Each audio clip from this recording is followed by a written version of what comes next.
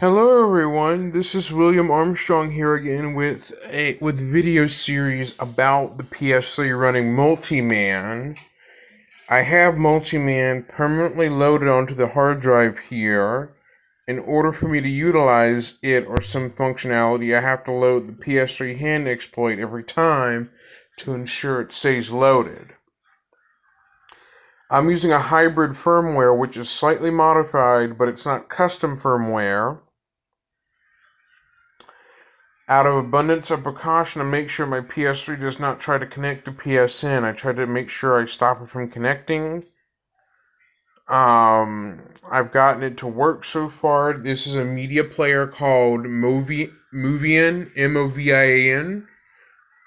There's a new version available, version 5.06.15, and the versions currently present is 5.06.12. This is a media player for PS3.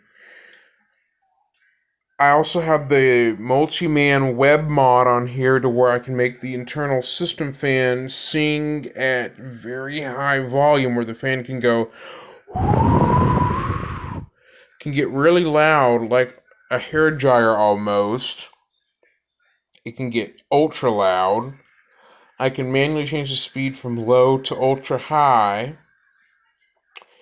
I am going to try to see if I can get PS2 emulation working on a model like this from the CECH 3001A, or I think this is a CECH 3001B that has no PS2 backwards compatibility in it. I'm going to try that out, see if I can get it to work. The Multiman is residing on the system's hard drive. It can easily be deleted, but I'm just trying out the Multiman, and so far I like the results.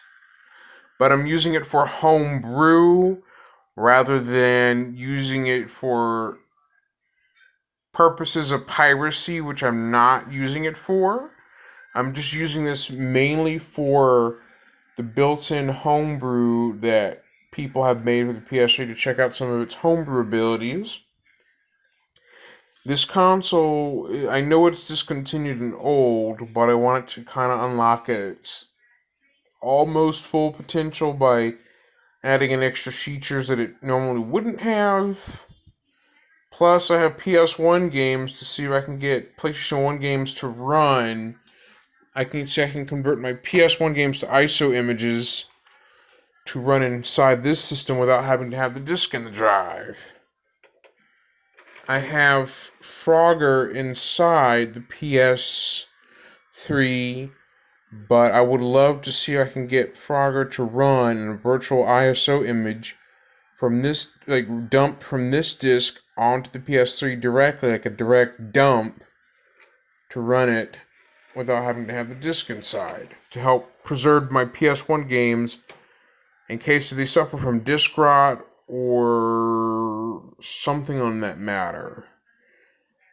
This is William Armstrong signing out, and I will see you next time. And I did the PS3 Multiman install without a computer. I just used the SD card in my smartphone to do this, and it was not that difficult.